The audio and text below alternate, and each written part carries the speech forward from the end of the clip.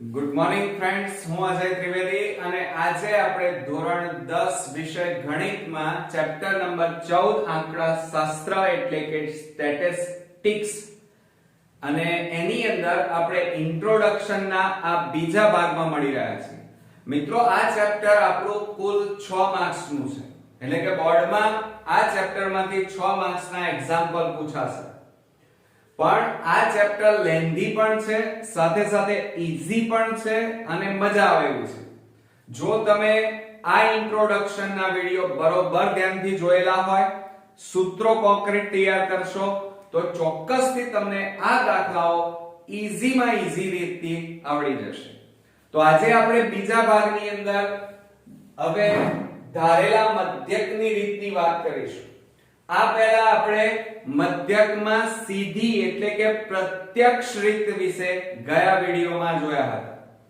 આજે આપણે મધ્યક શોધવાની બીજી રીત અને એ છે ધારેલા મધ્યકની રીત વિશે વાત કરીશું. એને આપણે એઝ્યુમ્ડ મીન મેથડ કહેવાય. શું કહેવાય મિત્રો? એઝ્યુમ મીન મેથડ કહેવાય. હવે ધારેલા મધ્યકની રીત કેવી રીતે શોધાય, કયા સૂત્ર તમે ઉપયોગ કરી શકો? તો અહીંયા ધ્યાન રાખજો કે ધારેલા મધ્યકની રીતે પર્ટિક્યુલર પૂછવામાં આવે, ધારેલા મધ્યકની રીતે શોધો એમ કીધેલું હોય ત્યારે આ સૂત્રનો આપણે ઉપયોગ કરીશું કે x બાર બરાબર a sigma fi di upon sigma fi. યાદ રાખો. હા, તમને પરીક્ષામાં એમ પૂછ્યું હોય કે મધ્યક શોધો, ક્લિયર ન કરેલું હોય કે સીધી રીત કે ધારેલા મધ્યકની રીત, એવું કોઈ કીધું ન હોય તો તમે કોઈ પણ રીત વાપરી શકો. પરંતુ જ્યારે તમને પંક્ચ્યુઅલ કહેવામાં આવ્યું હોય બોર્ડમાં કે ધારેલા મધ્યકની રીતે શોધો, ત્યારે અન્ય કોઈ રીત તમે વાપરી શકો નહીં. અને એવા સમયે ધારેલા મધ્યકની રીતમાં સૂત્ર આવશે x બાર બરાબર a sigma fi di upon sigma fi. યાદ રાખજો, આ સૂત્ર 5 થી 10 વાર નહીં પણ 15 વાર લખી કાઢવાનું અત્યારે, જેથી કરીને આખા વર્ષ દરમિયાન તમને યાદ રહી જાય. હવે બીજી વાત એ કે અહીંયા x બાર એટલે શું કહેવાય? મધ્યક. આ a છે, a એટલે ધારેલી કિંમત. ધારેલી કિંમત એટલે તમે જ્યારે કોઠા દોરશો તો એની અંદર વચ્ચેની જે કિંમત આવશે એને આપણે ધારેલી કિંમત કહીએ છીએ. એ જ્યારે આપણે એક્ઝામ્પલ ગણીશું ત્યારે હું તમને શીખવાડીશ એની શોર્ટ ટ્રીક. હવે પ્રશ્ન એ થાય કે આ ધારેલા મધ્યકની રીત કેમ વાપરવામાં આવે છે? તો મિત્રો, ઘણીવાર સીધી રીત એટલે કે પ્રત્યક્ષ રીતથી ગણતરી કંટાળાજનક અને લાંબી બની જાય છે, અને એટલા માટે આવી મોટી ગણતરીઓને સરળ બનાવવા માટે આપણે આ મધ્યક ધારેલા મધ્યકની રીતનો ઉપયોગ કરીએ છીએ.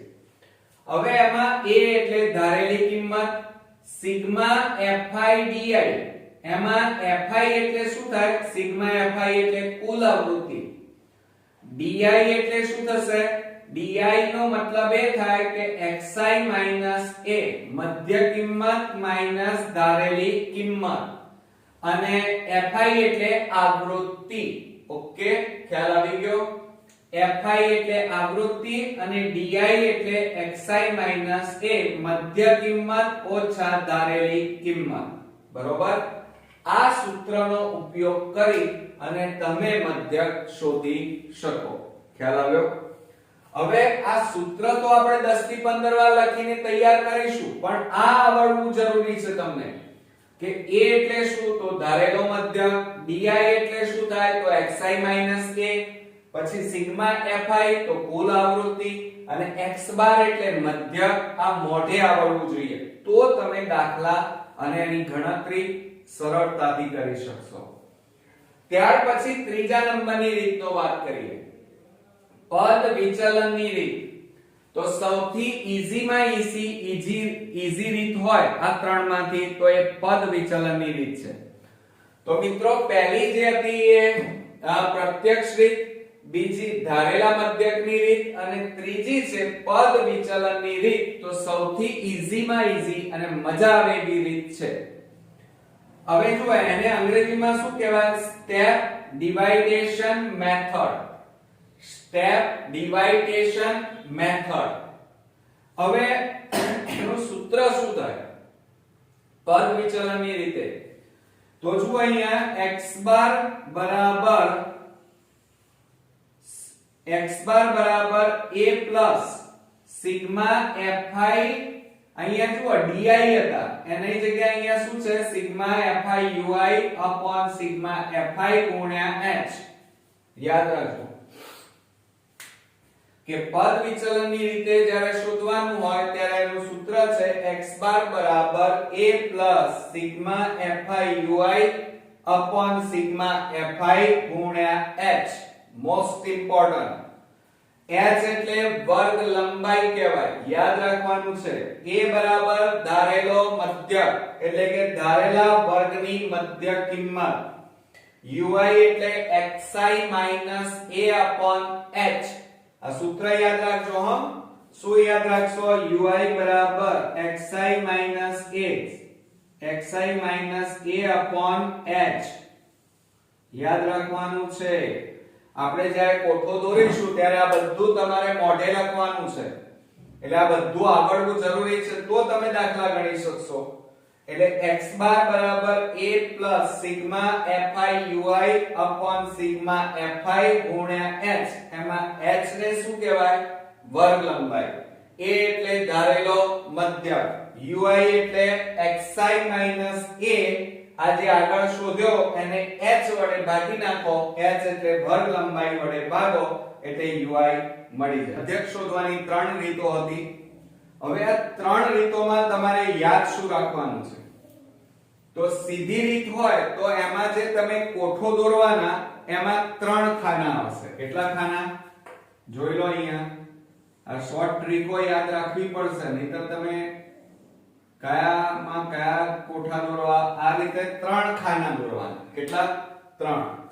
જો વર્ગીકૃત માહિતી આપેલી હોય તો તમારે કેટલા ખાના દોરવા પડશે? ચાર. યાદ રાખજો આ રીતે 1 2 3 અને 4. અને ધારી લીધેલ મધ્યક માટે જો આપણે મધ્યક શોધવાનો હોય ધારી લીધેલ તો કુલ કેટલા ખાના આવશે? 5. એટલે 1 2 3 4 અને 5 ખાના વાળો અવલોકન કોઠો દોરવાનો. બીજું પદ વિચલનની રીત હોય તો પણ 5 ખાના. આટલું યાદ રાખી દો, મગજની અંદર નોટ કરી નાખો કે સીધી રીતમાં 3, વર્ગીકૃત માહિતી માટે 4, ધારી લીધેલ મધ્યક માટે 5 અને પદ વિચલનની રીત હોય તો પણ 5 ખાના વાળો અવલોકન કોઠો દોરવાનો. ઓકે. હવે આપણે બહુલક શોધવાની વાત કરીએ. બહુલક એટલે એને મોડ કહેવાય અને એનું સંકેતમાં બહુલકને z વડે દર્શાવવામાં આવે છે. હવે અવર્ગીકૃત માહિતી માટે સૌથી વધારે વાર પુનરાવર્તિત થતું હોય, વધારે વાર આવતું હોય, પુનરાવર્તન પામતા અવલોકનને માહિતીનો બહુલક કહે છે. બરોબર? દાખલા તરીકે આપણે અહીંયા લખીએ 2 4 2 3 5 2 7 2 8 2. જો અહીંયા આ અવલોકનો છે. આ અવલોકનની અંદર 2 વારંવાર પુનરાવર્તિત થાય છે. 2 નંબરનું અવલોકન જુઓ. 2 આ અવલોકન વારંવાર પુનરાવર્તન થાય છે. કેટલી વાર પુનરાવર્તન થાય છે? 1 2 3 4 અને 5. તો આ યાદ રાખજો વ્યાખ્યા કે અવર્ગીકૃત માહિતી માટે સૌથી વધુ વખત પુનરાવર્તન પામતા અવલોકનને બહુલક કહે છે. બરોબર? એટલે અહીંયા બહુલક z કેટલો છે? 2. ઓકે. હવે ત્યાર પછી વર્ગીકૃત માહિતી માટે બહુલક શોધવાનો હોય. શું? વર્ગીકૃત માહિતી માટે બહુલક શોધવાનો હોય તો શું કરીશું મિત્રો? તો બહુલક z બરાબર સૂત્ર મોસ્ટ ઇમ્પોર્ટન્ટ યાદ રાખજો.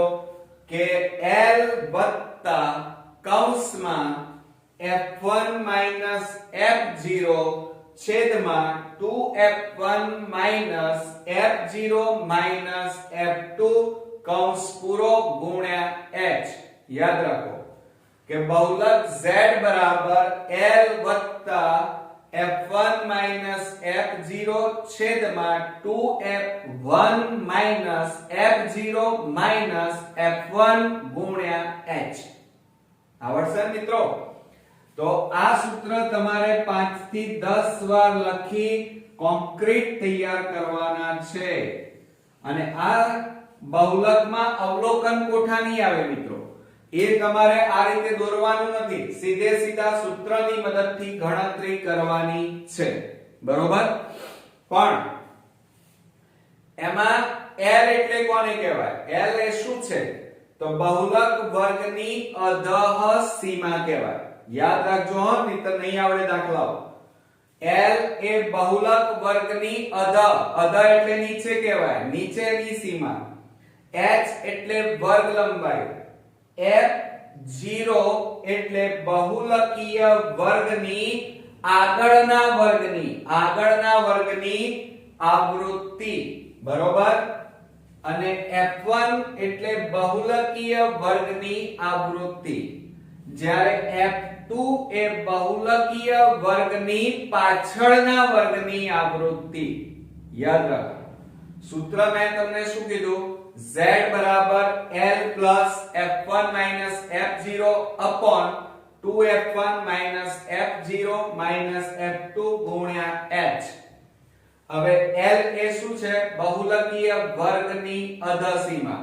H વર્ગ લંબાઈ. F0 એટલે બહુલકીય વર્ગની આગળના, જેમ મારી આગળ હોય એમ, બહુલકીય વર્ગની આગળની આવૃત્તિ. પછી F1 એટલે બહુલકીય વર્ગની આવૃત્તિ અને F2 એટલે બહુલકીય વર્ગની પાછળ, જેમ મારી પાછળ હોય એમ. મારી પાછળ શું છે? બોર્ડ. તો બહુલકીય વર્ગની પાછળની આવૃત્તિ એટલે બહુલક શોધવાનો હોય ત્યારે આ સૂત્રનો ઉપયોગ કરીશું. હવે આપણે મધ્યસ્થની વાત કરીએ, જેને આપણે મેડિયન કહીએ છીએ. શું કહીએ છીએ? મેડિયન. હવે એની વ્યાખ્યા શું થાય? તો માહિતીના અવલોકનોને ચડતા ક્રમમાં અથવા ઉતરતા ક્રમમાં ગોઠવતા જે અવલોકન વચ્ચે મધ્યમાં આવે તે અવલોકનને મધ્યસ્થ કહે છે. યાદ રાખો. શું યાદ રાખશો? માહિતીના અવલોકનોને ચડતા ક્રમમાં અથવા ઉતરતા ક્રમમાં ગોઠવતા જે અવલોકન મધ્યમાં આવે તે અવલોકનને મધ્યસ્થ કહે છે. ઓકે? હવે અવલોકનો આપ્યા હોય અને અવલોકનો દાખલા તરીકે આ જ લઈએ. ચલો હવે એમાં ગણતરી કરો અવલોકનોની સંખ્યા, પણ પહેલા શું કરવું પડે? ચડતા ક્રમમાં ગોઠવવા પડે. ચલો હું એક અહીંયા લઉં. દાખલા તરીકે 7 5 4 9 8 10. ચલો તો પહેલા અવલોકનોને શું કરવું પડે? ચડતા ક્રમમાં ગોઠવવાના. એટલે 4 5 7 8 9 10. આ બધા અવલોકનોને આપણે ચડતા ક્રમમાં ગોઠવ્યા. હવે અવલોકનોની સંખ્યા ગણવાની. શું ગણવાની? સંખ્યા. 1 2 3 4 5 6. કેટલા આવ્યા? n બરાબર 6 આવ્યા. અને 6 આવે એટલે 6 એ બેકી સંખ્યા છે. બરોબર? પણ જો હજી એક અવલોકન આપ્યું હોય, માનો એક અવલોકન આપ્યું છે, તો ગણો 1 2 3 4 5 6 ને 7. 7 આપ્યા છે એટલે n બરાબર કેટલા આવ્યા? 7. 7 એ કઈ સંખ્યા છે? એકી સંખ્યા. એકી સંખ્યાને શું કહેવાય? અયુગ્મ કહેવાય. અને જ્યારે એકી સંખ્યા અયુગ્મ સંખ્યા આપેલી હોય, અયુગ્મ અવલોકનો હોય, ત્યારે મધ્યસ્થ m શોધવા માટેનું સૂત્ર યાદ રાખજો કે m બરાબર n + 1/2 મૂ અવલોકન, એટલે કે અહીંયા જે સંખ્યા છે એ કેવી હોય? અયુગ્મ. અયુગ્મ એટલે એકી સંખ્યા હોય. તો એ વખતે મધ્યસ્થ શોધવાનું સૂત્ર શું આવશે? m બરાબર n + 1/2 મૂ અવલોકન. તો ચાલો આનો મધ્યસ્થ શોધો. તો અહીંયા કિંમત મૂકી દઈએ તો બરાબર m બરાબર n. n એટલે કેટલા છે? 7. 7 + 1/2. 7 ને 1 8/2. છેદ ઉડાડો, કેટલા આયા? 4 મૂ અવલોકન. બરોબર. હવે 4 મૂ અવલોકન એટલે ગણતરી કરો આ ચડતા ક્રમમાં 1 2 3 4. તો કયો આવ્યું અવલોકન? 8. તો જવાબ મધ્યસ્થ m બરાબર કેટલા આવ્યા કહેવાય? 8 આવ્યા એમ કહેવાય. એટલે મિત્રો આ બધા સૂત્રો તમારે 10 વાર લખવાના, સાથે સાથે આ પોઈન્ટ જે છે બરોબર દરેકમાં એ પોઈન્ટ પણ 10 વાર લખવાના. કંટાળા કે આળસ કરવાની નથી, કારણ કે જે વિદ્યાર્થીને સ્કોરિંગ રિઝલ્ટ લાવવાનું છે, 90% લાવવા છે મેથ્સમાં અને 80 માંથી 80 ગુણ લાવવા હોય તો અત્યારથી જ મહેનત તમારે કરવી પડશે. બરોબર. અને હવે આપણે નેક્સ્ટ જોઈએ. અહીંયા આપણે જોયું હતું કે અયુગ્મ એટલે કે એકી સંખ્યા હોય તો મધ્યસ્થનું સૂત્ર આવશે m બરાબર n + 1/2 મૂ અવલોકન. પરંતુ જ્યારે આપણને યુગ્મ સંખ્યા એટલે કે બેકી સંખ્યા આપેલી હોય તો અવલોકનોની સંખ્યા યુગ્મ એટલે બેકી સંખ્યા આપેલી હોય ત્યારે મધ્યસ્થનું સૂત્ર આવશે m બરાબર n/2 મૂ અવલોકન પ્લસ n/2 + 1 મૂ અવલોકન છેદમાં 2. દાખલા તરીકે એક ઉદાહરણ લઈએ આપણે. દાખલા તરીકે આપણને 3 4 5 6 7 અને 8 આ રીતે આટલા અવલોકનો આપેલા છે અને બધા અવલોકનો ચડતા ક્રમમાં ગોઠવાયેલા છે. બરોબર. તો હવે અવલોકનો કેટલા છે ગણો. 1 2 3 4 5 અને 6. એટલે n બરાબર કુલ કેટલા અવલોકનો છે? 6. 6 એટલે યુગ્મ એટલે બેકી સંખ્યા છે, એટલે કે બેકી સંખ્યામાં અવલોકનો આપેલા છે. તો હવે આ સૂત્રમાં આપણે કિંમત મૂકીએ તો n બરાબર 6/2 મૂ અવલોકન વત્તા 6/2 + 1 મૂ અવલોકન અને ભાગ્યા 2. હવે અહીંયા છેદ ઉડાડો. 2 3 6 એટલે 3 મૂ અવલોકન વત્તા 2 3 6 એટલે અહીંયા 3 આવે. 3 + 1 એટલે 4 મૂ અવલોકન અને છેદમાં 2. હવે 3 મૂ અવલોકન કયું છે જુઓ. 1 2 3 એટલે કયું છે? 5 વત્તા ચોથું અવલોકન કયું છે? 6 છેદમાં 2. 6 ને 5 11 11/2. એટલે આપણો મધ્યસ્થ આવશે 11/2 પણ લખી શકાય અને 11 ને 2 વડે ભાગીએ તો પોઈન્ટમાં આપણે જવાબ પણ લખી શકીએ 5.5. તો આ રીતે બેકી સંખ્યા હોય તો આ સૂત્રનો ઉપયોગ કરવાનો અને અવલોકનો એકી સંખ્યામાં અયુગ્મ હોય તો આ સૂત્રનો આપણે ઉપયોગ કરીશું. ઓકે, ખ્યાલ આવી ગયો મિત્રો. હવે આપણે ખૂબ જ અગત્યની વાત કરવાની છે અને એ છે વર્ગીકૃત માહિતીનો મધ્યસ્થ શોધવાનું. જ્યારે કીધું હોય ત્યારે આપણે કયા સૂત્રનો ઉપયોગ કરીશું? તો મધ્યસ્થ m બરાબર ધ્યાન રાખજો l +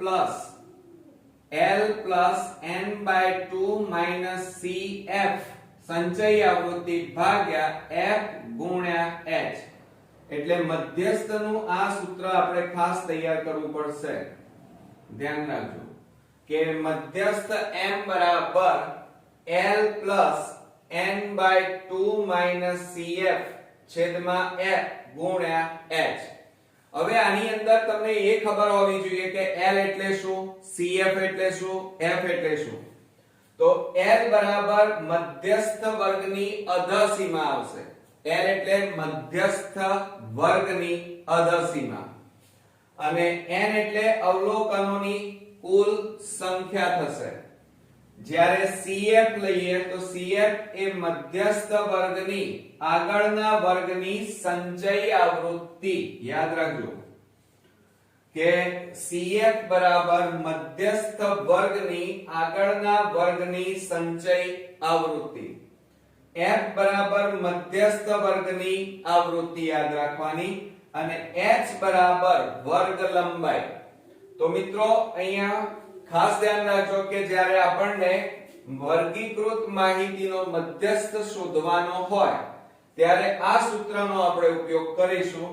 m બરાબર l plus n by 2 minus cf છેદમાં f ગુણ્યા h, જ્યાં l એ વર્ગ મધ્યસ્થ વર્ગની અધસીમા, n બરાબર અવલોકનોની કુલ સંખ્યા, CF બરાબર મધ્યસ્થ વર્ગની આગળના વર્ગની સંચય આવૃત્તિ, F બરાબર મધ્યસ્થ વર્ગની આવૃત્તિ અને H બરાબર વર્ગ લંબાઈ. આ બધી વસ્તુ તમને ખ્યાલ હશે અને તૈયાર હશે તો તમે ઈઝીલી દાખલા ગણી શકશો. હવે કેટલીક વાર આપણા જે વિભાગ A માં વિકલ્પો, એક વાક્યમાં જવાબ અને 2 માર્ક્સમાં જ્યારે દાખલાઓ પૂછાય છે ત્યારે એની અંદર આ રીતે બહુલક, મધ્યસ્થ અને મધ્યકને લગતા કેટલાક દાખલા હોય છે જે ટૂંકા હોય છે. તો એવા વખતે 3 ગુણ્યા મધ્યસ્થ બરાબર બહુલક વત્તા 2 ગુણ્યા મધ્યક, આ સૂત્રો યાદ રાખવાના છે જેથી કરીને તમે ઈઝીલી ઓછી મહેનતે તમે 2 માર્ક્સના અને 1 માર્ક્સના દાખલા સરળતાથી ગણી શકશો. કયું સૂત્ર પહેલું? 3 ગુણ્યા m, મધ્યસ્થ એટલે m કહેવાય, એટલે 3m બરાબર બહુલક એટલે z વત્તા 2 ગુણ્યા મધ્યક એટલે 2x બાર થાય. જુઓ સૂત્ર આ રીતે પણ ટૂંકમાં લખાય કે 3m બરાબર z વત્તા 2x બાર, અથવા એને બોલાય કેવી રીતે? 3 ગુણ્યા મધ્યસ્થ બરાબર બહુલક વત્તા 2 ગુણ્યા મધ્યક. એ જ રીતે બીજાની વાત કરીએ, બીજું સૂત્ર બહુલક બરાબર 3 ગુણ્યા મધ્યસ્થ માઈનસ 2 ગુણ્યા મધ્યક. તો હવે કેવી રીતે લખીશું? જુઓ બહુલક એટલે z બરાબર 3 ગુણ્યા મધ્યસ્થ એટલે 3m માઈનસ 2 ગુણ્યા મધ્યક એટલે 2x બાર. એટલે આ રીતે આ ટૂંકા સૂત્ર પણ યાદ રાખવાના છે કે બહુલક એટલે z બરાબર 3 ગુણ્યા મધ્યસ્થ માઈનસ 2 ગુણ્યા મધ્યક. ત્રીજું સૂત્ર આપણે લઈએ, બહુલક માઈનસ મધ્યસ્થ બરાબર 2 કૌંસમાં મધ્યસ્થ માઈનસ મધ્યક. તો હવે એનું સૂત્ર ટૂંકમાં કેવી રીતે લખાય? તો બહુલક z બરાબર બહુલક z માઈનસ મધ્યસ્થ એટલે m બરાબર 2 કૌંસમાં મધ્યસ્થ m માઈનસ x બાર. એટલે આ રીતે ત્રીજું આપણું સૂત્ર તૈયાર થયું કે બહુલક માઈનસ મધ્યસ્થ બરાબર 2 કૌંસમાં મધ્યસ્થ માઈનસ મધ્યક. તો આ 3 સૂત્રો આપણા અગત્યના બનશે. ટૂંકમાં પણ તમે તૈયાર કરી શકો, બરોબર, અને ફૂલ ફોર્મ પણ તમને આવડતા હોવા જોઈએ. બરોબર મિત્રો? તો આ હતા આપણા ચેપ્ટર 14 આંકડા શાસ્ત્રનો બીજો ભાગ, ઇન્ટ્રોડક્શન નો મિત્રો અહીંયા પૂરો થાય છે. આ પહેલાનો ભાગ 1 તમે બધાએ જોયો હશે અને એના સૂત્રો પણ તમે તૈયાર કર્યા હશે. આજે બીજો ભાગ અહીંયા પૂરો થાય છે અને આ બીજા ભાગના બધા જ સૂત્રો તો તમારે તૈયાર કરવાના જ છે, પણ સાથે સાથે આ રીતે સૂત્રની અંદર આવતી માહિતી પણ તમારે કોન્ક્રીટ તૈયાર કરવાની છે અને 10 થી 15 વાર લખીને તૈયાર કરવાની છે. જો અત્યારે તૈયાર કરેલી હશે તો બોર્ડમાં આખું વર્ષ તમારે અને બોર્ડની અંદર સહેજ પણ એક્ઝામ્પલમાં તકલીફ નહીં પડે. બરોબર મિત્રો? તો મને ચોક્કસ ખાતરી છે કે આ સૂત્રો તમે લખીને તૈયાર પણ કરી નાખશો અને આ બંને વિડિયો ધ્યાનથી બરોબર 2 થી 3 વાર રિપીટ કરીને જોઈ લેજો અને બધી જ વસ્તુઓ તમારા ચોપડામાં ઉતારી દેજો, જેથી કરીને તમને હવે પછીના વિડિયોમાં જે આપણે એક્ઝામ્પલ શરૂ કરવાના છીએ ટેક્સ્ટ બુકના, એમાં તમને સરળતાથી સમજણ પડી જાય. બરોબર મિત્રો? અને નેક્સ્ટ વિડિયોની અંદર આપણે ટેક્સ્ટ બુકના બધા જ દાખલા, ઉદાહરણ, પ્રેક્ટિસ બુક અને પ્રેક્ટિસ બુકના બધા જ દાખલાઓ આપણે ગણાવીશું. તો નેક્સ્ટ વિડિયોમાં ફરી મળીએ. ત્યાં સુધી ગુડ નાઈટ મિત્રો.